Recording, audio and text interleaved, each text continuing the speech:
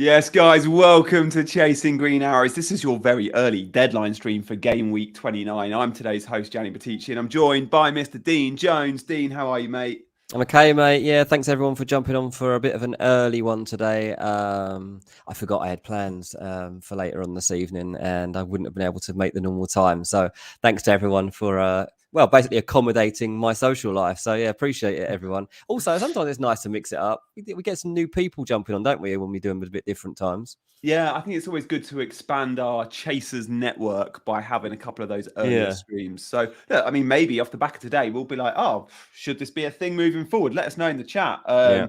And it gives people a little bit longer to watch on catch up as well. Because I'm always conscious on the Friday streams, like if the deadline is usually the Saturday 11 o'clock deadline, Yeah. if we go live at 7 till 8 and you've got plans Friday night and you're out with the family Saturday morning, can you watch us on catch up? This gives you a couple more hours to kind of squeeze us in for that 1 hour. So Yeah, totally. Yeah, it's obviously is a big weekend, this one, fixture wise, and obviously the big one to start the weekend, Man City Liverpool. But so many eyes on Rashford, and this honestly, I'm trying to get a steer on it, people. I am, and we'll talk about it in a minute. But it's a tough one. It's a really tough one. I honestly don't think Erik ten Hag even knows at this stage whether he's going to be playing or not. Interesting. Loads of injury news to be chatting about then. Rashford will be our common theme in Fresh Off the Press in just a sec. I guess there'll be Haaland news and a little bit else. But coming up in today's show, away from that, we're both going to be on a bench boost. I can't wait to show you my team. Yep. I have already made 2 of my 3 transfers. Okay. I think I'm taking 3. I think I'm going to be taking a -8. We've got against the obvious. We've both gone for some massive popular FPL options. We're both going to be telling you why not to pick these guys. We're going to have a quick look at the fixture planner ahead because we always like to touch base there. And of course, we've got some tips and chips, and as always, and we'll be answering your questions. I can see in the chat, Craig's with us, and Tiffany and CH, FPL Marshall, Golgolatzos with us, Moshe, referee Rick, Damien, Haley. Good to see you all, gang. But look, let's crack on. Big news today off the back of some great press conferences. There's been a lot of them. So let's intro our Fresh Off the Press.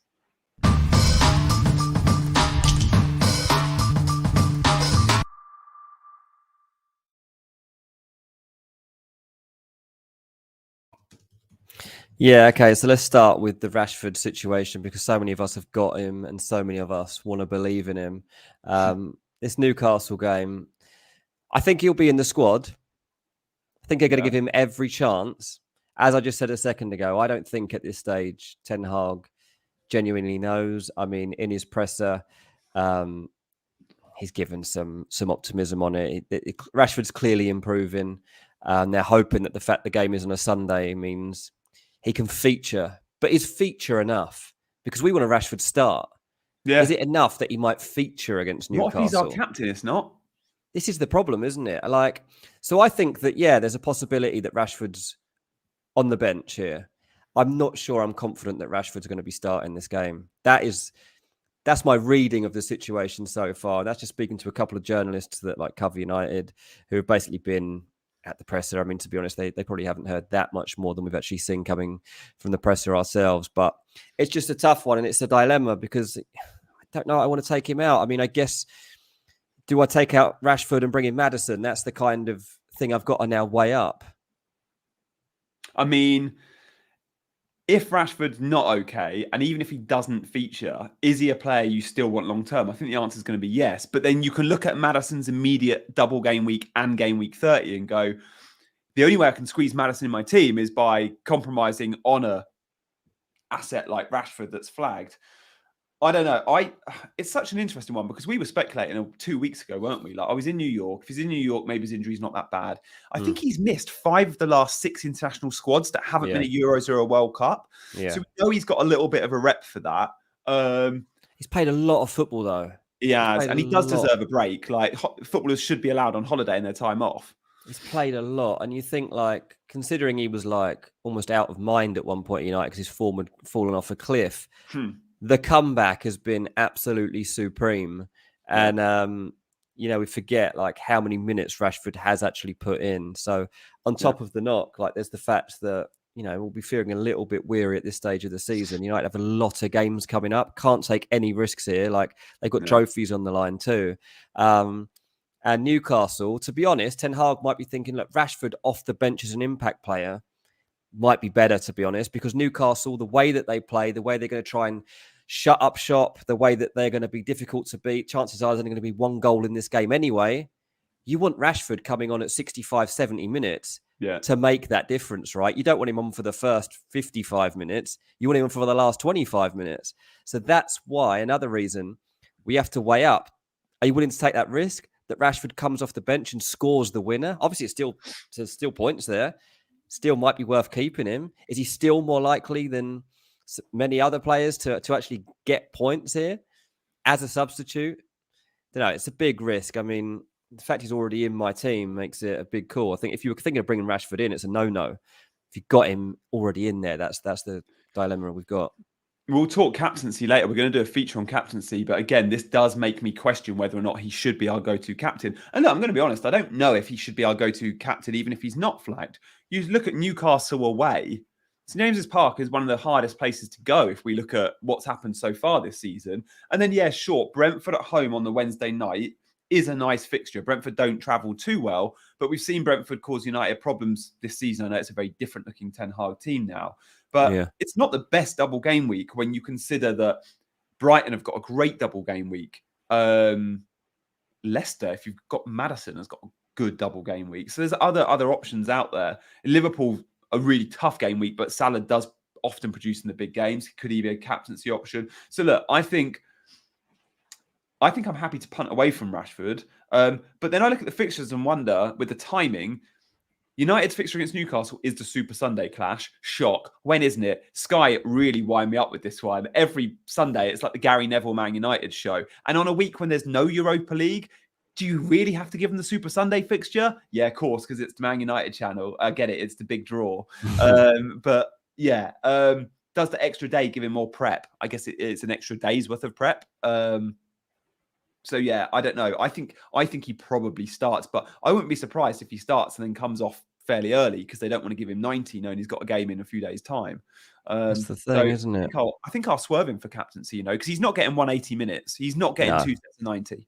No, I don't think. I think that, I mean, the almost certainty here is that Rashford's too risky as captaincy. I think knowing that he's probably available for this game and likely seems a decent chance he'll at least feature and come on as a sub, and then he's got the second game. I think that's probably enough that I would keep him. But yeah, I think captaincy is probably too much on Rashford. Get your comments coming on and let us know if you're going to pick Rashford or dump Rashford or just take the hand off him, whatever it might be. Right, let's move on to another dilemma for this weekend. Erling Haaland. I was planning to bring Haaland straight back into my team.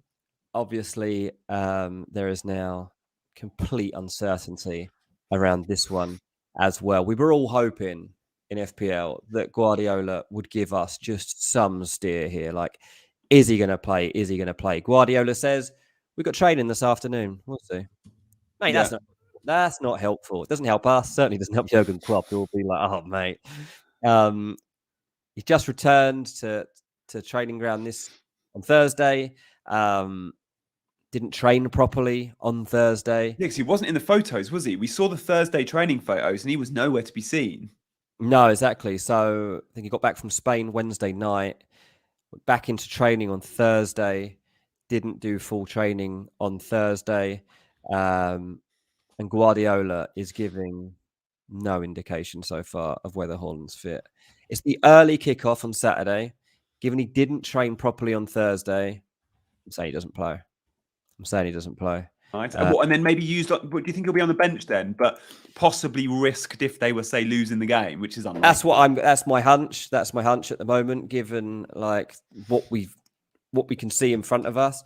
I mean, unless this is all, unless they're tricking us, unless that Haaland was actually fine and just wanted a break over the international break, and they're continuing to play this up. Which would be smart. If they're pretending he had an injury, then they should probably just carry it on for as long as they can leading into the game and say, oh, luckily he trained Friday and he was fine. But Jurgen Klopp will be like, it's a real dilemma for him too, because you don't know how to set up your team. Yeah. with or without Haaland playing for the opposition. So, yeah, this is another real problem. I mean, to be honest, the safe thing to do here is just not bring Haaland back, right? I don't think there's many people here that are going to be going ahead with the decision to bring Haaland back in, especially as it's Liverpool. I think that most of us will be fine. Alejandro says Ings for Haaland, and I think that probably, yeah, you could have Ings instead of Haaland this week and be on pretty safe ground. So, yeah, it's a tricky one. Obviously, no Phil Foden either for Man City, so Liverpool will actually be having some optimism from this coming into this game. If there's no Haaland, if there's no Phil Foden, then that's probably a nice place for Liverpool to be right now. But it is a tricky game for them. Cody Gakpo had a virus during the international break, but I think he did actually play in one of their games. So I think he's going to be okay. We don't know about Darwin Núñez at this point. I saw him pictured. I saw him pictured today, which is good. So I think he trained today. Okay, yeah, I think I saw that he was returning to training. Obviously, wasn't in Uruguay's squad, so that wasn't great. Yeah, I don't know. The Núñez thing for me is a bit of a dilemma. I guess, again, Liverpool will give it every chance. He seems more likely anyway than Rashford or Haaland at this stage to play. So that's what we could take for that one. I'll be talking about Mo Salah later in the show, but yeah, he is fit if you were thinking about that one. Let's just skip through a few more things that I had listed down.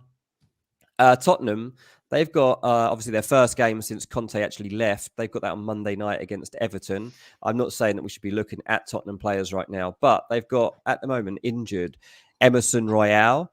And going forward, I think that Pedro Porro is now going to be a really good option. Like direct free kicks. Yeah, he's on free kicks. He's great at assists. Tottenham still reasonably decent shout to get clean sheets. He's going to be playing every game, it looks like. I think Pedro Porro, on the back of Emerson Royale being injured, is somebody we should have on our watch lists. I did have another note too. Oh yeah, Leeds. Nonto, ankle injury. Bad news for Leeds because Tyler Adams is out as well right now. So, I wouldn't say that Leeds are looking in good shape ahead of the Arsenal game at the Their weekend. win percentage with and without Adams, mate, is scary without him. And this is the thing, right? And we're all selling Arsenal players. Everyone's selling Arsenal assets. Why? What are you all doing? You're absolute madmen. Leeds look poor. Leeds are struggling as it is. Their two best players aren't playing against Arsenal, the best team currently in the league. Think twice, people. Seriously, there should be a warning sign on this. No, they don't have a double, but they have one of their easiest games of the entire season here, potentially. So be careful. Don't take out all your Arsenal assets here just because they don't have a double. Give yourselves a safety blanket. Maybe take out one. Maybe don't go Martinelli and Saka, but maybe pick one of them.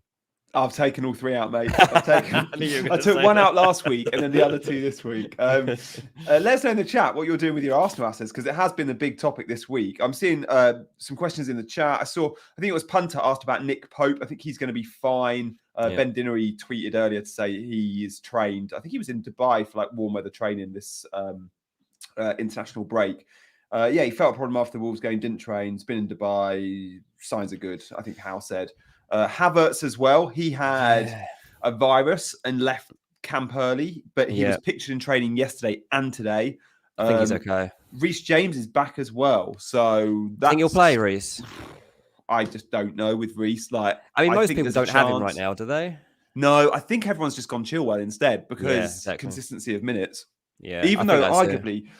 I don't know, if both were fully fit, I'd want both of them on my team, but probably Reece over Chilwell. But at the moment, it's Chilwell at the moment, just stay clear of Reece James for the minute, just until we're sure that he's actually back properly, Yeah. Nice. Good stuff, guys. Keep your questions coming in. We'll address some when we can. Yeah, Núñez will be in the squad. I think Diaz not, says Stian. I think I'm with you there.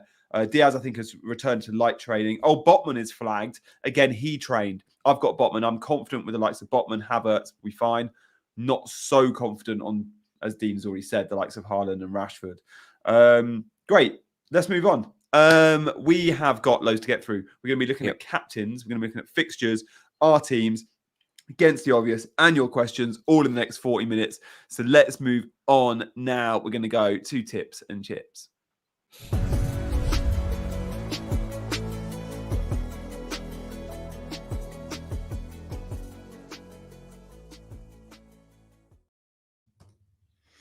Here we go. Just a little sneak peek at the Ben Crellin fixture ticker. We can see just when looking at the likes of, say, I don't know, Rashford and Haaland, because if we're not sure about them this week, are they sells? Like for me, I'd still be keeping both. Like even if you have Haaland, because some of the chat have gone, or maybe a short-term punt on someone like an Ings, but you will want to bring him back. So if we look at Man City's fixtures, he has Southampton next week, and then he has Leicester at home. Like Southampton, Leicester, you're probably going to captain him in both those fixtures. So yeah, I think you're going to want, we're all going to want Haaland, and make sure you've got enough in the bank to bring him back next week. And then Man United, like great fixtures as well. Remember, United have 3 doubles. So the only teams that I think we can see here with 3 double game weeks are Man United. Brighton have 4. I think that's it. So if you don't have triple Brighton, make it work. And no better place to start this week. De Zerbi has said about the players recovering from international break. He's had McAllister in Argentina, Matoma in Japan, and Estupinan in Australia. So he's had 3 of his key men, like literally the other side of the globe. But he's said like he thinks it will be tough for them, but he's alluded to the fact that it's fine, good to go. So yeah, that's an interesting one. And I'm just trying to think when Brighton's game is. I guess it's a 3:00 Saturday. Let's have a look, because they would have been one that wanted the Sunday game, but no, they've got 3:00 Saturday against Brentford. So yeah, there's the fixture ticker. We'll move off this, but we'll probably show it on Monday. We'll probably share it because we like to show it most streams. So let's move on. And chip strategy, of course, bench boost is the obvious one this week. This is really interesting. This is from Joe, was doing a feature on Fantasy Football Scout. He does it every week, his captaincy chat. And do check out Fantasy Football Scout. We've ripped this table from them. Now, this is really cool. They've looked at the last 6 matches and looked at those on double game week. So let's assume we want to captain someone on a double game week. Now, we can not only see their points, their starts, their goals, but we can also see their non-penalty XGI. Now, that's their expected goal involvement, which is a combination of assists and goals together.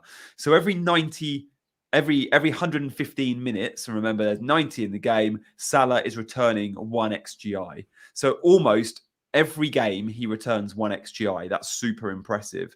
Obviously, Salah's got a really tricky double game week.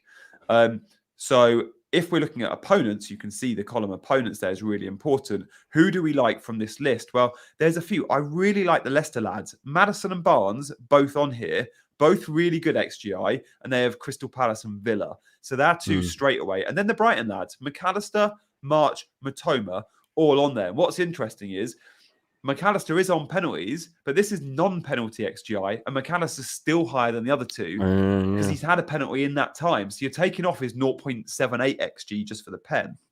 So again, really interesting. But Solly March, I think, is still my standout Brighton, because I'm not worried about him getting 180 minutes because he's not been on the internationals and the others have been much further afield. So I think, and Sterling, I think, might be ruled out this game week.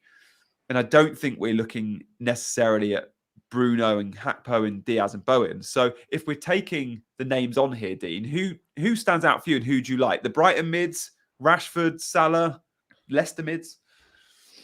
I really like Solly March. Obviously, he's had a break as well, Solly March, so he's 100% like fully fit, raring to go. 2 great fixtures, like just such a good asset at 5.1. I think like mad if you don't have him, obviously.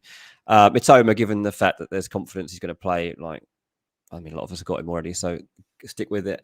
I guess like the one that I'm most tempted to bring in is Maddison. I'm finding it hard right now to accept that I haven't got him. Those are 2 fixtures, Palace and Villa, which are really hard to read, to be honest. Like Leicester are in the relegation mix, but sometimes they look like they're just going to be fine. They haven't got Yuri Tielemans. I didn't address him in the last section, but good call. Yuri Tielemans is not available for this game. I'm not sure that influences too much. He's been quite bad, hasn't he, recently? He's one of their best players. He's like so good, but he's been poor recently this season, I think. I don't think he's had a good year. I don't think it's helped him transfer-wise either. Obviously, he's going to be leaving Leicester. This is his last season there. Yeah. He's a free agent at the end of this season. Arsenal were interested in Youri Tielemans a year ago. Got Georgie now. That ship has sailed. That ship has sailed. Like, they're going on to Declan Rice now and players like that, and Caicedo and others. But yeah, so Youri Tielemans is not going to be joining Arsenal anymore. But yeah, I think the one that I'm looking at most heavily that I haven't got out of that list is James Maddison. How do you see that first fixture going, Dean? Because for me, captaincy on Madison comes down to, do I see, and with any double game week player, do I see points in both games? And what puts me off Rashford and Bruno is that Newcastle away trip is such a difficult fixture. Brighton's fixture, straight away, I see points in both fixtures for Brentford at home. I think Bournemouth, I think Brighton's, like, I often ask if I'm bringing them forward, can I see their team scoring 2+ goals in both games? Now, for Brighton, I see 2+ goals against Brentford, and Bournemouth away, I see 2+ goals. Leicester, but the problem with Brighton is you don't know where the FPL points are going. There's a huge spread of points. It's the 3 listed here, plus Ferguson, plus Gross can pop up. You just don't know. Yet with Leicester, if they score Maddison and Barnes, there's a good chance if they score 4 goals in the double game week, there's a good chance those two are enrolled in 2 or 3 of them. So do we see 2+ goals against Aston Villa in that derby? Absolutely. I think that game could have goals. But that first fixture, going to Selhurst Park off the back of the Hodgson appointment, should be like, new manager bounce, if we like that narrative. Palace, notoriously under Roy, were very good at the back. But I'm gonna go against that and say Palace have been so poor defensively that Roy can't work miracles. Confidence is low, even with the new appointment. And I just wonder if Roy is... sure, he's past his best, but over the hill, and it can manage that dressing room that's pretty low on confidence. And I don't know, for me, I still think that could be big points for Leicester in that football match. And look, we remember Roy Hodgson from his time at Watford. Clearly, a lot was against him in that run, but he wasn't good, and he did ship loads of goals. So just when we see Roy Hodgson, I guess we shouldn't think clean sheets automatically straight away. It's going to take him time on the training ground to change a team that's been playing very loose. So what do you reckon, Dick? Do we see 2+ goals in that Leicester Crystal Palace game for Leicester? I honestly don't know. It's such a hard one. I mean, Hodgson at Watford it wasn't a good match. Like, it didn't get off to a good start, and then the fans completely turned on them. And it was really hard to read how much blame he could take or how much he even cared by the end, to be honest, about Watford. He does care about Crystal Palace, and he knows a lot of this team already.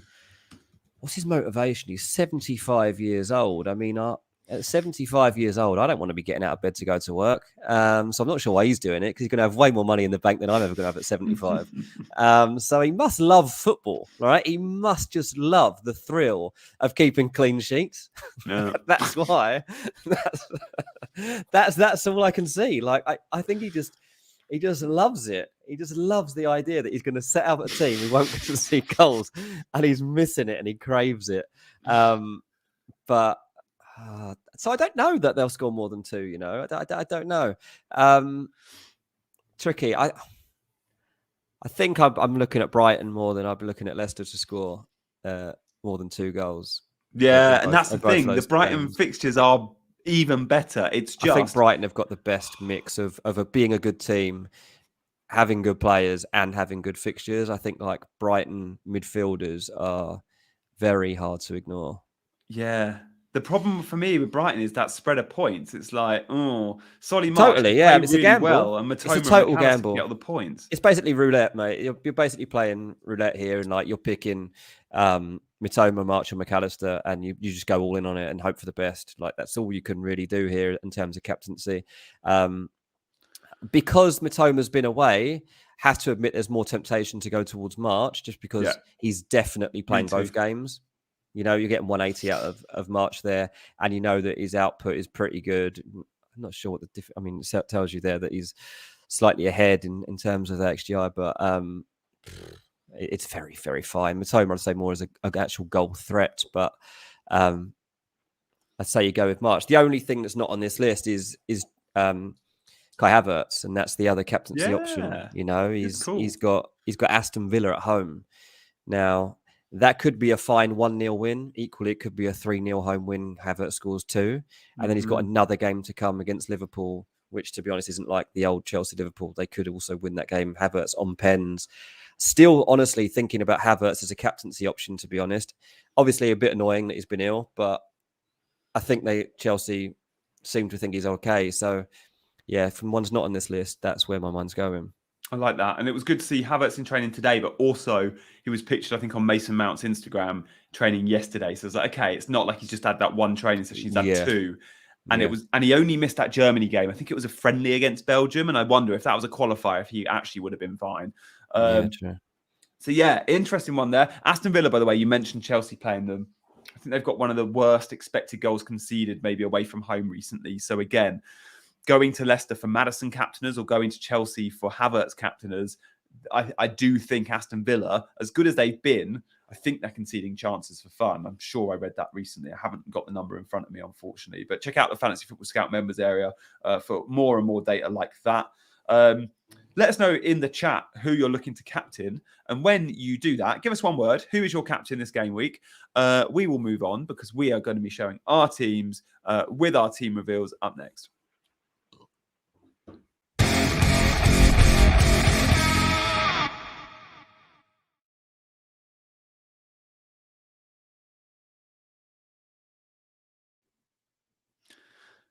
Getting a mixed bag here, Dean. We're getting Madison's from Punter and Jake, and March from Mark. Eddie saying Rashford, gets his saying Rashford, McAllister. It's fun.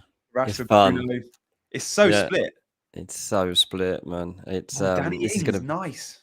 It's going to be a fun game week. So many people on bench boost, so many different captainers. Like, this is going to really divide people. We're going to be flying up or down thousands of positions in the next few days. By the way, one of the guys I'm seeing later on, he always, well, not always wins our fantasy mini league, but most of the time, if I don't manage to win it, it's him. And I have to say, I think at least the last 2 years, he has won it.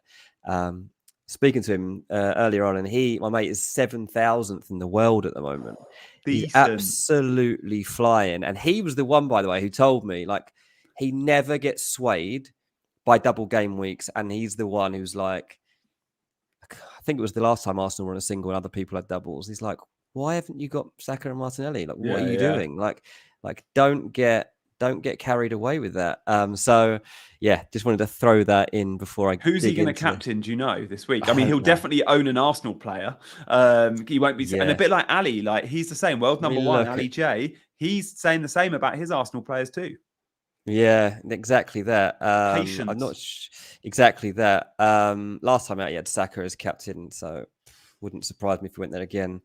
But who knows? Like, let's look at this team that I've got. So, yeah, this is going to be not the final edition. I've got 2 free transfers available to me. Oh, nice. Have you? And you've got money in the bank, or?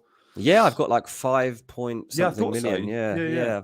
I've got at least 5 million odds. So there's money to be spent here. And so who are you selling? You've got to sell Gabriel, haven't you? I know we said about the singlers, but Arsenal Gabriel is one you can sell easier than the mids. Yeah, so I'm not too say that like it's probably a clean sheet. Like, Arsenal against Leeds is probably a clean sheet. They haven't got Nonto. They haven't got, like, it's quite an easy clean sheet, and I'm on a bench boost. So you've got tons on doubles though. Your only single game week players are your Arsenal lads and Kane. Literally, you're not selling Kane.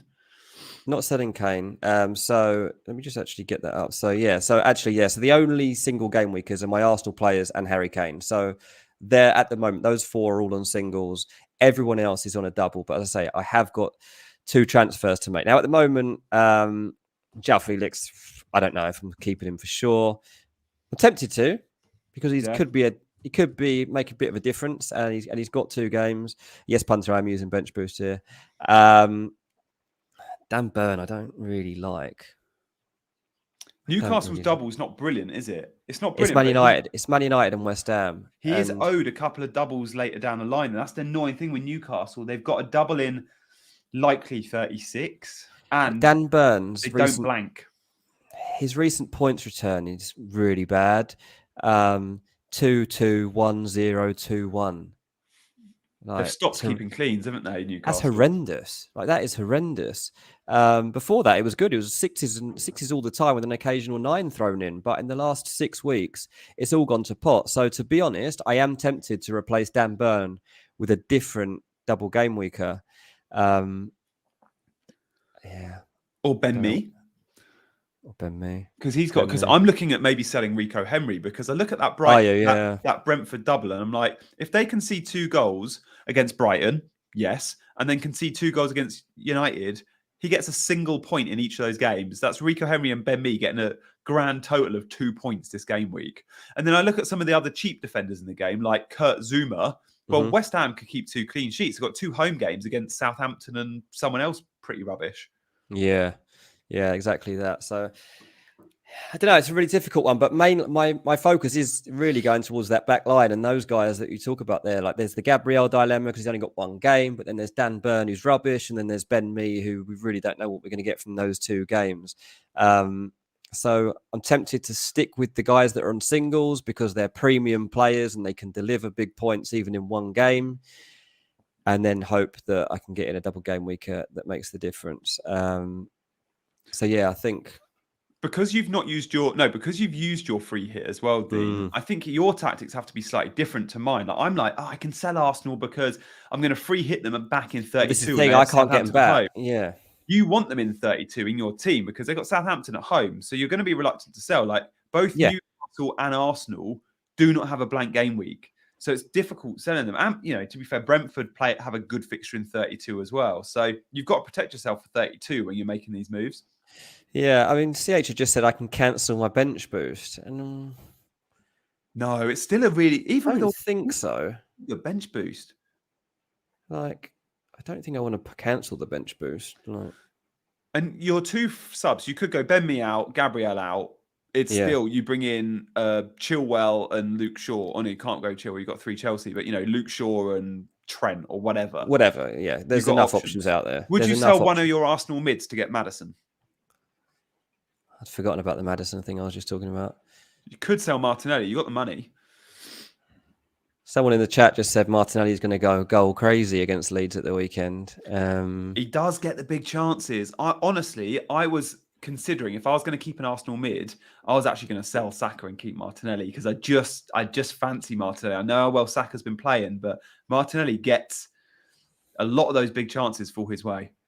I don't think I can bring in Maddison for Martinelli or Saka with the way that those 2 have been playing. I just don't. Like Maddison, we all like in FPL. We all know that he's different to the rest of that Leicester team. But is he more of a goal threat across 2 games than Martinelli or Saka is in 1 against Leeds? I'm not sure that he is. I don't think I'm going to do that. I don't think I'm going to do it. Fair play. I like it. João Felix won't be captain. João Felix won't be captain. It's going to be for you. What, March or Havertz? Yeah. Oh, nice. Yeah, you said Havertz earlier. I like that shout. Martinelli reduced minutes saying a few in the chat. Nonsense. Martinelli. There's a common misconception that Martinelli's like a rotation risk and Let me just tell you. His last few, and bearing in mind, this is with Trossard playing really well. It's always Trossard that comes off before Martinelli. So Martinelli, he's had in his last 5 game weeks, he's played 90 in 3 of them. Yeah. And then he's had a 76 and an 82. That's barely like that. That does not mean reduced minutes for me. No. Oh, and Saka in that time has had a 71 and an 81. Pretty much the same. Like sometimes when these guys are cruising, they'll bring off a protective asset. They got to protect him. They got to protect him. Yeah. Exactly that. They got Liverpool next after this. Like the plan here is to absolutely murder Leeds, get 3-0 up, and take them off. And if that's going to happen, then it's likely that these 2 are going to be weighing in. So that's what we've got to look out for. I'm sticking with him. I'm going with it. I'm going with. Unless he talks me out of it while we're out tonight and he's gone for but also, like, I'm having a couple of drinks tonight. I don't want to be tinkering with my team later. Don't drink in FPL. You don't drink in FPL. That's not going to be happening. Let's have a look at my team, similar to Dean, like in terms of like some of our sort of squad shape. That's a good point, actually, by the way. Sorry, Getz has just said, will this be the same with Jesus coming back into this team? What do you think about Jesus returning now? Yeah, I mean, they've been playing so well without him. There's no need to rush him back. Sure, he's so important. But the way Trossard and Martinelli have been rotating, I'm not sure Jesus is going to be starting too many. I think eventually he will. Maybe by the end of the season we see it. But yeah, sure. If it ain't broke, don't fix it. And yeah, Jesus in the team might affect Martinelli slightly, but it will always be Trossard first sub. And if Jesus does start a game, then he'll come off before Martinelli because he's not been back long. So I think we're still fairly safe for Martinelli always getting sort of 75 plus. Yeah, fair enough. And definitely starting. There's no doubt about Martinelli starts, even with Jesus back in the 11. It just means, unfortunately, Trossard doesn't start. It's Trossard or Jesus pretty much, right? Yeah, basically that. Here we go. I've got some of my big guns on the bench here, Dean, just because why not? But I saw you done that. That's fun. That's fun. It is a bench boost. Like, I do think Maddison and Bruno are better options than Rico Henry. And look, that's the guy I might be selling. When I look at this bench boost, currently I've had a -4, made 2 transfers. I've got 4.2 in the bank. To sell Tony to Haaland next week, which is a move I'm almost certainly going to make. Guess how much money I need, Dean? 4.3 million. I'm big one short. And rather than panic next week and go, oh, I've got to take a 4-point hit somewhere, I'm like, who am I going to sell next week to get those funds out? Almost certainly it'll be Rico Henry, because I like most other players. Rico Henry would have already had his double. So if I'm going to sell Rico Henry for a 4-point hit next week to save 0.1 and buy a 4.4 defender, why not just pull the trigger and do it this week and get someone with better double game week fixtures? And I've got really good options. Let me know in the chat who you like. I could go to Kurt Zuma, who's 4.4, who has a really nice double game week. I think Zuma's fixtures are 2 homes, so straight away I like that. I always fancy Moyes for a home clean sheet against weaker opposition. And then it's Newcastle at home, who don't score a huge amount of goals. I could see a clean sheet in there for Kurt Zuma. The other option is I go to a defence I do not rate at all, but it could be a fun short-term pick, and that is Ricardo Pereira. This is Andreas Pereira. Ricardo Pereira missed a sick note himself, but his XGI numbers are really good in the last few, and he's played 90, 90, 90. They play Palace and Villa. I've spoken about why we like Maddison and Barnes. Could I go Ricky P, or is there a chance he gets injured after the first game, or is it a little bit risky back in a defence that I don't trust? But I just like the upside of Pereira. Castagna is also an option, but I think I'll go Zuma. What do you reckon? Yeah, I think Zuma's absolutely fine. Paolo says, Gianni, you are going to completely destroy it this week. So there you go, mate. There's a bit of confidence. I like that. Thanks, Paolo. And you do it. This, I mean, look, it does have the potential to be big, doesn't it? Like, I'm -8 down though. You're -8 down. But look at that. Look at that team. Like, look how many games, how many potential points you got here. Like, what is the highest score ever, by the way? Do you know? Oh, I so should know that. I'm guessing it's like 150. Let's know in the comments if you know what the highest points total ever is in a single game. Let me know, because this week, with the amount of potential, game scoring potential, I reckon it can be broken. Like, if someone can nail this, probably our very own Ali. That it's there. It's there to be done. Like, this is, 226. A lot of people are saying. I've just Googled it. I've just seen 226 as well. But it did involve a -20. Okay. So he actually got 246, and it was 226 because he took a -20, I think. Wow. That's crazy, that is. Wow. Yeah, Gianni scoring 227 here. So there we go, mate. That's your target. That is what we're setting you with this team. Do you wish to accept the mission? Yeah, I'm up for it. I am up for it. I am going big this week. Like, it's. I mean, if this team, what have you been for a long time? Yeah. Where's your mark here? Like, what are you disappointed with, like, points wise? Because you must in your head have a points return here in mind. Yeah, I guess I'd like 120. But that's being modest. Maybe I'm playing that down. But it's all on captaincy, mate. As always, like, for you to have a really wonderful week, any given time, you need your captain to bang. And at the moment, it's on Solly March. But I'm so split, because I get why so many will go Rashford, because he's the most highest owned, and it's like a defensive move to go Rashford, because the world and their dog, I think, will back Rashford this week. United tax is always real in FPL. There's more United fans than anyone else. So United players tend to get more love than players from other clubs. That includes captain. It also includes Rashford when he's been flying of late and he's on a double game week. And there is no Harry Kane, no Haaland in terms of good captaincy options. many aren't going Salah or don't own Salah anymore. So I think Rashford will be by far the most popular choice this week. So I'm going against him. I think I've decided I'm going to, but I'm just so torn on whether it's March or Maddison. And I'm scared. I am scared to get it wrong. I think I'll end up going March because for the reasons we mentioned earlier, I think they've got the two best fixtures. And sure, there's spread of points at Brighton, but I've just got a back because it's a bit of a lottery. And I was so encouraged to see how Brighton and March in particular played in that game before the international break, which was a game against Grimsby, but he looked really, really good. So I think that's where I'll go. But yeah, I mean, my moves are pretty set. Like I have sold Martinelli and Saka, but I bought in Bruno and Maddison, who both have doubles and moving forward have better fixtures. So yeah, with a heavy I'll tell you what's heart, nice is that totally unaffected by the early kickoff on Saturday. Totally unaffected here. Yeah, that is nice. Man City Liverpool is going to be happening, and you just don't care. You just don't care. Unless Salah scores a hat-trick and you haven't got him. But apart from that.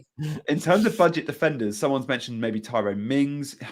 Villa do not have a good-looking double. I think they can see. But Mings keeps getting big points, doesn't he? Like, he doesn't keep getting bonus. Ali's got Mings. I keep seeing good teams with Mings in. I'm just astounded as to how he ends up with all these bonus points. Yeah, but he only gets the bonus usually when his team keep a clean sheet. And they have been keeping clean sheets, but I just don't see them keeping a clean sheet against Chelsea and Leicester, both away from home. Fair.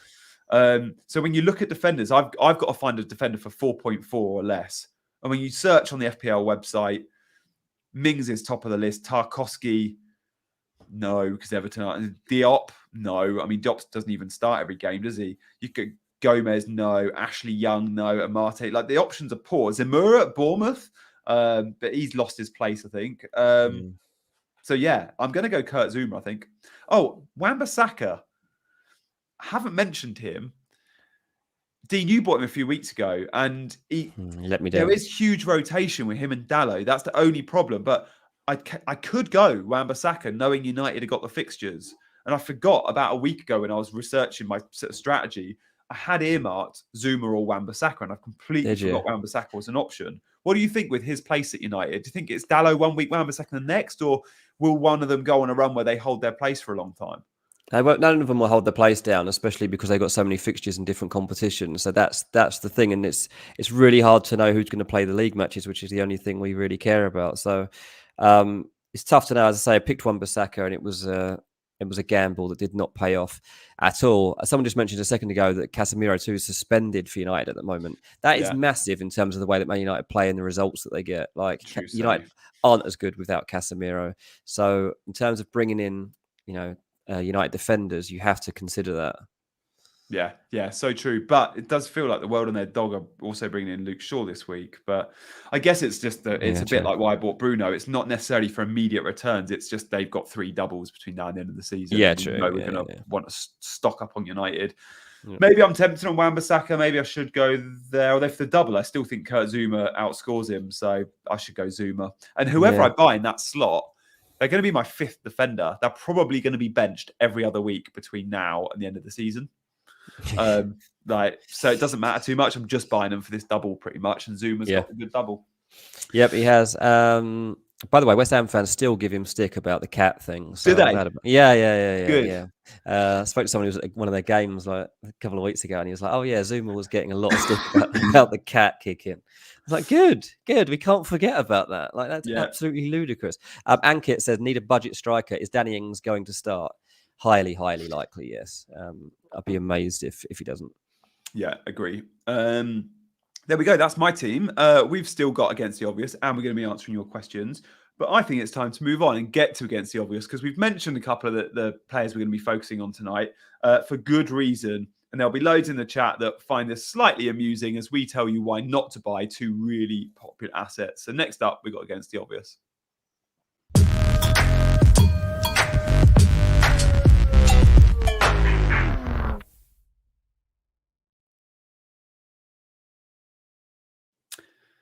Here we go. Loads of questions coming in. We will answer them at the end of the show, guys. So yeah, thank you for all the love. We are watching all your comments in the chat. And look, if you like what you're seeing tonight, please do hit that like button. And of course, subscribe to Chasing Green Arrows. That'd be awesome. When you hit that alarm bell when you subscribe, you get to know when we go live, you get a notification. And I think that'd be useful knowing that we are moving our times quite a bit, especially on those Friday streams. So today we're a little bit normal. So make sure you do that when you hit that subscribe button. Right. I picked this lad a lot this season. Let's go against the obvious. Mo Salah. I don't hate Mo Salah, people. I just don't want him in my fantasy team this season. I'm amazed at how many teams he's in. Selected 26.7% people at the moment, a £12.8 million option. And I just don't see it. 2 away matches, Man City and Chelsea. And I don't understand what people think they're getting out of this. Like his last match away against Bournemouth, Liverpool lose 1-0. Takes one of the worst penalties I've ever seen. 0 points. His away match before that was Crystal Palace. You're thinking, come on, Mo Salah, Crystal Palace away. 3-point return. The one before that, okay, Newcastle, we did get 6 points in the game against Newcastle away. Before that, plays Wolves away, gets 2 points. Before that, plays Brighton away, gets 2 points. Behind that, gets Brentford away and gets 2 points. Why do you people think that Mo Salah is going to return in matches against Man City and Chelsea? I just can't comprehend why anybody sees logic right now in picking Mo Salah as a £12.8 million option. Nice. I'm surprised that ownership's 26%. We've always known Mo as sort of 40-50%. So yeah, it has been dropping. True, it's quite a drop off. Yeah, which has been fair. Good argument there, mate. I like it. I hope you're right because I don't own him. And look, both those fixtures are away from home as well. And that's the thing. Like that's what's hitting home for me the most. Like Salah away from home, Liverpool away from home. It's not for me. It's just not for me. Yeah. My turn. I'm going for the guy that everyone is buying this week. Is Luke Shaw. 60-second starts now. Most people are saying that Arsenal defender, they're Zinchenko's and they're Gabriel for Luke Shaw. And I get it. Like United have got 3 doubles between now and the end of the season. And we know Luke Shaw is going to get points. But with all their games, the FA Cup, the Champions League, and with Malacia being a really good option, I don't think Malacia is going to come and start 3-4 Premier League games. I don't think it's going to be like the right back slot. But the left back slot, Luke Shaw will miss a Premier League game between now and the end of the season, maybe 2. I also don't see clean sheets. The amount of chances United have been conceding before the international break, it's scary. It's slightly worrying. And with that in mind, do you see them keeping a clean sheet away at Newcastle and at home to Brentford? It's one best case scenario. I think Kurt Zouma this week is a better option, genuinely just for this week. Moving forward, Shaw is someone I'm going to be looking at, but bringing him now, and timing is everything in FPL, I don't necessarily think is the call. Yeah, it's a bold one, isn't it? Sure. Generally, I think he's had a good season, but at times I'm still. Oh, I don't know. He makes me quiver sometimes. Like when he gets into one of those strops, Luke Shaw can get in a strop.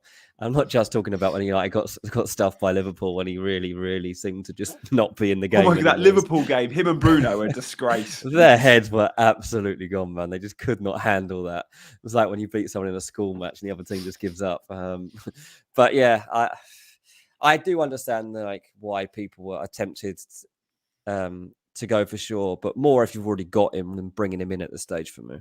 Yeah. There we go. Guys, we've still got 10 minutes left and I look forward to answering some of your questions because there's been so many. Guys, please don't think if your question's not answered, then it's not relevant for you. Hopefully, we're going to be picking out the questions that apply to many, right? So this next 10 minutes is going to be literally us answering all the topical questions of the game week. So make sure you do stay around for that. So yeah, we'll put some on screen and get through them, and we'll make them as wide as we can for all of you to hopefully have an interest. So would you do Henry to Shaw, Saka to Bruno? So pretty much, are we looking at bringing in Bruno and Shaw? Well, I don't mind those moves. I've just said not sure, but I don't mind the Bruno to Saka move. And I don't mind taking hits as a common theme this game week. Hits are okay if they don't, if you're selling a single game weeker for a double game weeker, see it as a 2-point hit, not a 4, right? Because it's the appearance points. But also, does that hit pay off over a period of time is always the question I put in. And when you're buying Man United players, they've got 3 extra doubles. So that's 6 extra appearance points over, say, an Arsenal player. So just consider that moving forward too. So yeah, we'll do alternate questions, shall we, Dean? Yeah, let's do it, mate. Ings for Kane. Look, I totally see why people would do this right now. You're looking at the fixtures, and I understand it.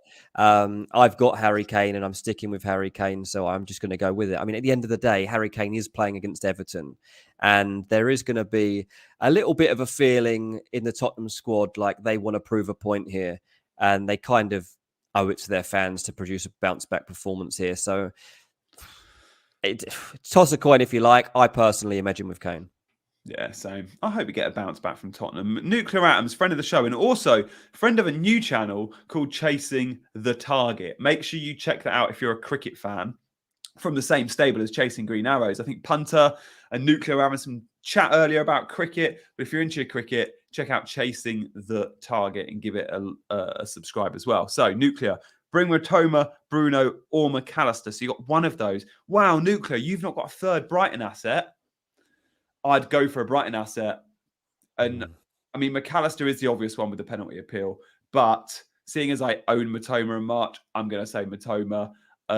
Just in the fear that McAllister does play some of his games slightly deeper. We don't know if he's always going to be in that 10 role.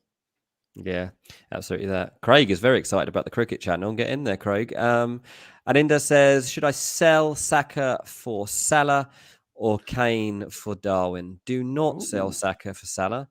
Don't do that. Saka is he the best player in the league at the moment? He might be. But yeah, don't do that. Salah's one of the worst and Saka's one of the best. So I'm going to leave it at that. Gaurav against who to from Saka and Martinelli, and which one to buy? Oh, from all those players to buy, I think I Hang on, would Saka is on pens, right? Yeah. Yeah. I think I'll buy That's Rashford. Fine. And Saka Martinelli depends on your risk appetite. Depends if you're chasing or not. It depends where you are in your mini leagues and what you're trying to achieve. Like, keeping Saka is definitely the safer pick. Yeah. But knowing he's highly owned and Martinelli's not as highly owned, and I've got a bit of a soft spot for Martinelli, I don't know. And it depends if budget's going to be an issue further down the line as well. Martinelli's way cheaper. I think Martinelli will get better chances in open play, but I think Saka's got more chance of assists and also is on pens. So that's why it just takes you back towards Saka. Tough though. Martinelli lost his corners recently as well. I think Saka and Odegaard take them. Martinelli was on half the corners. He's not anymore. So that's a bit of a kick in the teeth for Martinelli owners. Yeah, that is true. Right, Adam, does it matter who you choose to bench on a bench boost? Should you just bench who you would if you weren't using the chip? Doesn't matter. They're just all make sure it's not your captain. Yeah, just make sure it's not your captain. I don't know if that's a thing. I don't know if your captain can get points on the bench. I don't know. I wouldn't risk it, just in case. Yeah, make sure that doesn't happen. But yeah, don't worry otherwise. Thanks, Adam. Good question. Adam, I think you might be new around here. So do hit that like button and subscribe to the channel. Harry's new around here as well. Harry Foster, good to see you in the chat. J77 could be new too. McAllister for Marte this week, obvious or not. Again, it's someone without that third Brighton asset. So go for the third Brighton. Yeah. You've got 4 double game weeks. I would say, though, if you don't have Solly March, I think Dean and I are both thinking if we go and captain a Brighton player, we're going to captain Solly March. So we're quite pro-March on this channel. Yeah, but there's the 1 week when neither of us picked McAllister and he went big. So if you want to do what me and G aren't doing, then go for McAllister. Ali Mac, Alan May, Barnes for Martinelli. Do you like Barnes? Do you think he's a good pick for this week? I mean, we obviously have shown a lot of love for Maddison. Barnes was on that list, actually, that you threw up about the best double game weekers, wasn't he? He's always had a goal threat. Do you know what? He's not had a bonus point all season. Hasn't he? His stats are clearly really bad. Even when he scores goals, he doesn't get bonus. Yeah. Wow. So I do like Barnes. The Leicester City fans, the season ticket holders, give him a hard time, which I was surprised at when I've been going to games. But I think Barnes is a really good option this week. I don't mind that move at all. I'm just going to check. I'm not making that bonus point stat up. Bonus points. 0 bonus points all season. Despite scoring, goal scored and assist. He scored 9 goals and got 2 assists and still not got a bonus. That's how bad his, when we talk about the BPS, all of those stats, he's clearly really bad at That's pretty mental, isn't it? Yeah. Wow. Harvey Barnes. Okay, Eddie, who to get for Ward? I have 3 Brighton. Can't get their goalies.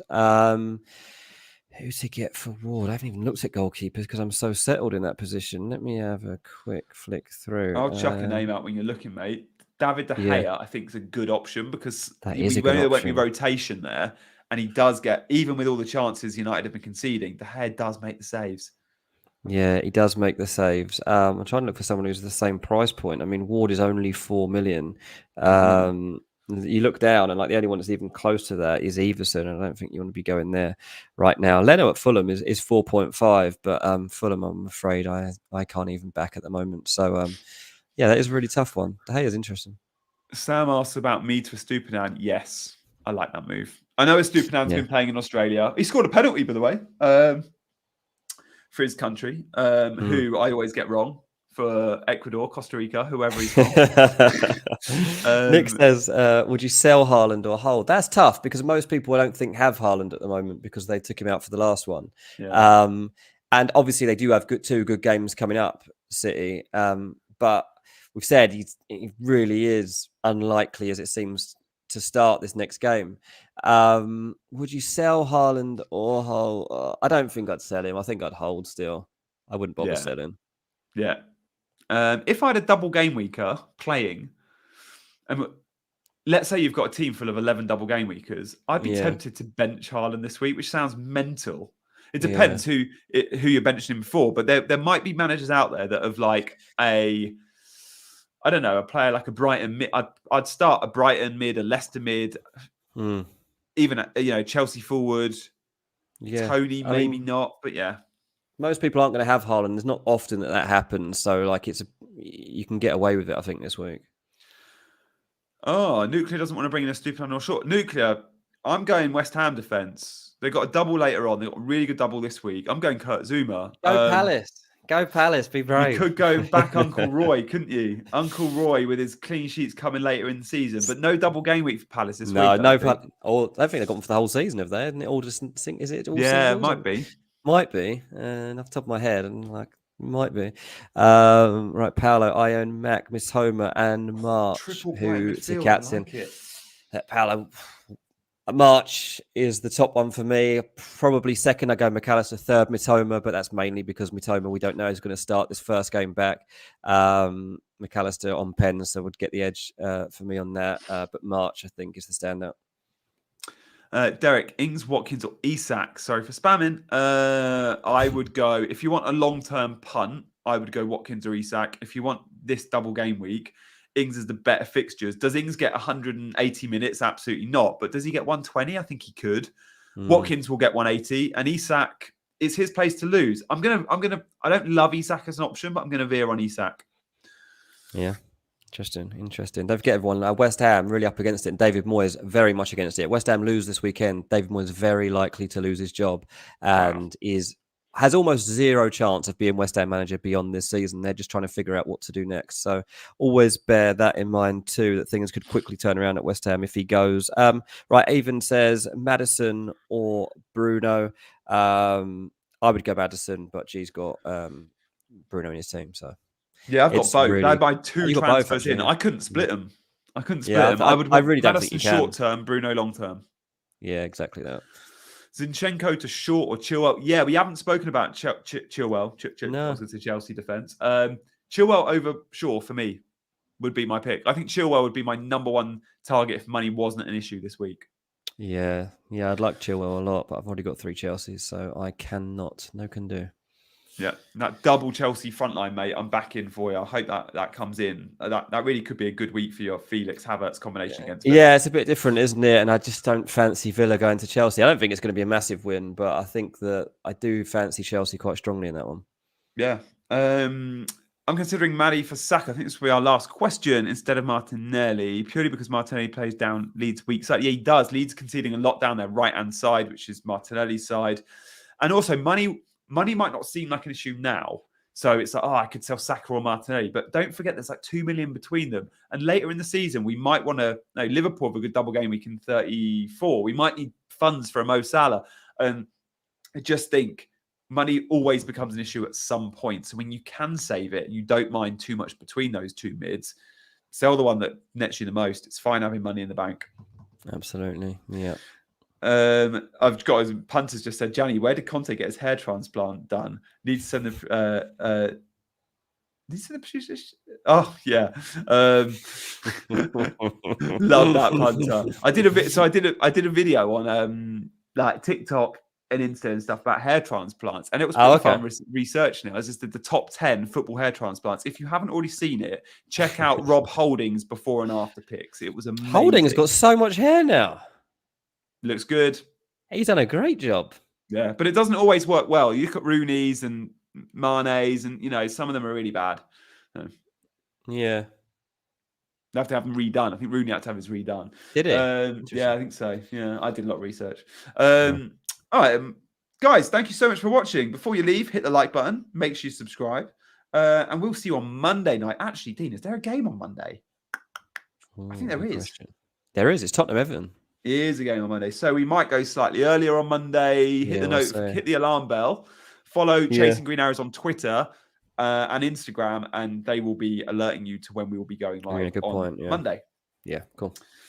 Thanks, guys. See you soon. Cheers, everyone. He's been Dean. I've been Gianni. We've been Chasing Green Arrows.